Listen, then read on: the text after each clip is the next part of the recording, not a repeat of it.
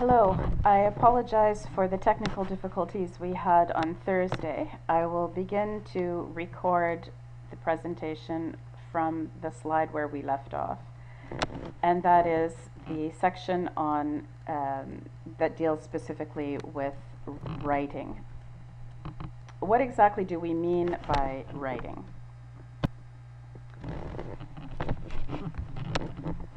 I'm going to dictate a few numbers in Hungarian. I'm going to count to 3 in Hungarian, and before you watch this YouTube clip, I would like you to listen to the numbers that I say and try to write them down.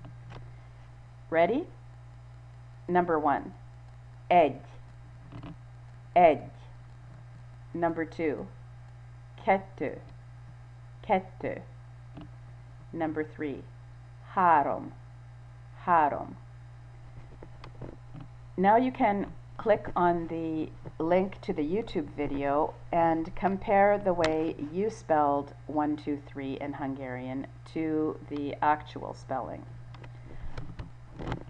What can you understand from the way you tried to write down these words? When I said egy, probably you wrote something like edy.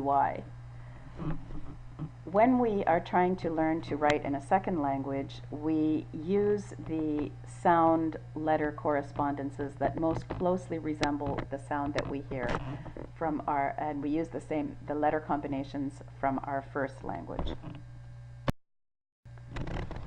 Unlike learning to speak and understand spoken language, which we can pick up by interacting with a speaker of English, sound symbol correspondence, or writing and reading, needs to be explicitly taught. If we already know how to read and write in our first language, this could be a source of positive transfer or of interference. So after we learn how to represent individual sounds, we have to learn how to combine these sounds into words. If you want to teach some lexical items, some vocabulary in English, one interesting activity that students usually enjoy is to try to create word art.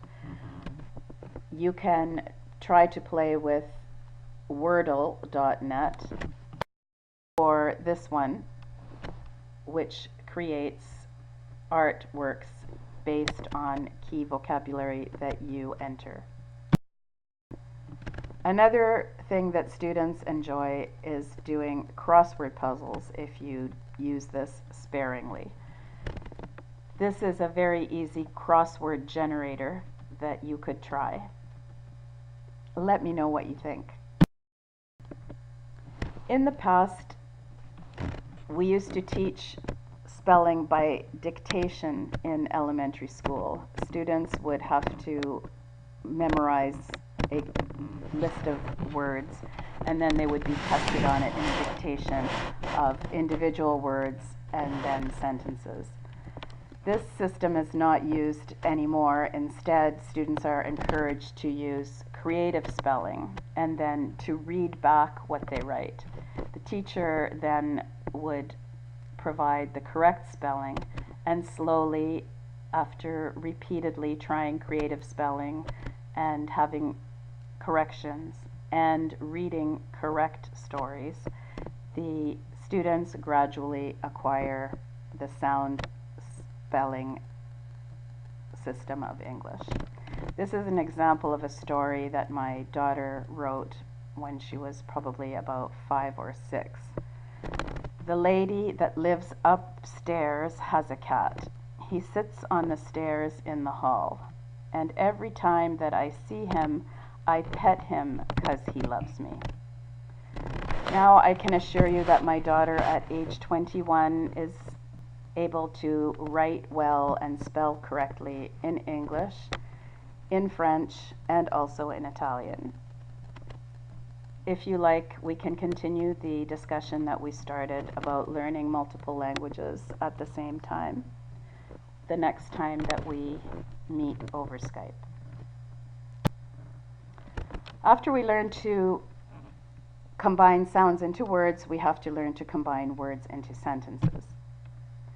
Try to read this pictorial sentence.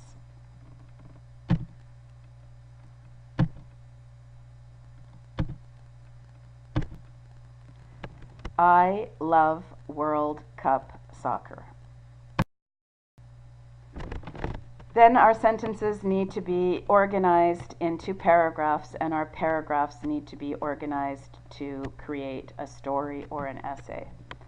Students at the intermediate and advanced levels need more work on of their ideas than on the sentence level grammar.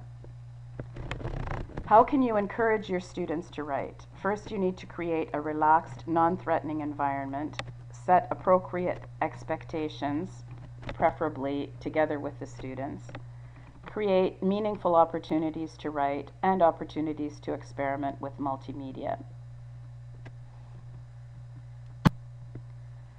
Before the students begin to write, though, they need to generate some ideas. This can be done with a brainstorming session similar to the one that you did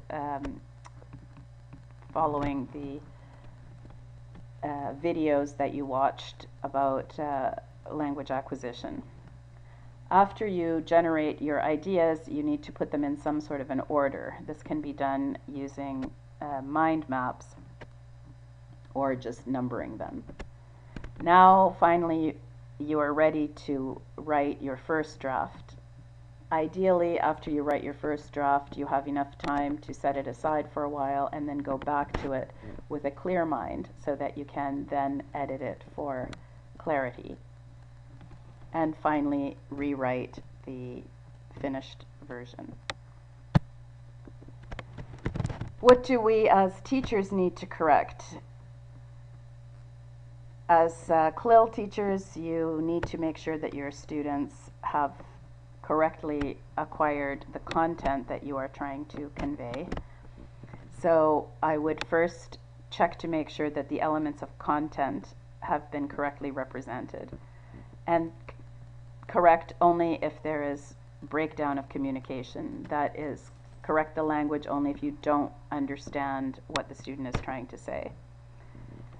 Explicit correction, I think, should be limited to the specific language structures that you are trying to teach in that particular lesson. You don't want the students' writing to be bleeding with corrections. So, for example, if you are trying to teach a comparison of two things, you need to have first given your students the language structures that they need to do that. So, for example, old, older, oldest. So if the student makes errors on those particular structures or on other structures that you have explicitly taught in the classroom, you could correct those. But you would not want to be doing micro corrections of absolutely every language error that they make. In order to facilitate your teaching of writing, it is helpful to reflect on your experience as a student when you were writing.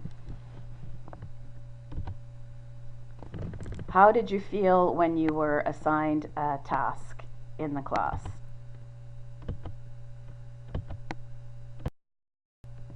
This is the purpose of the first part of the journal that is due on the 30th of September at midnight. What positive or negative memories do you have of writing in school and why? What types of writing activities do you use in your subject when you teach your subject in Italian? Obviously, if you teach history, you're going to be doing different kinds of writing activities than if you teach mathematics or science. When you teach in your subject in Italian, do you use collaborative writing activities or individual assignments?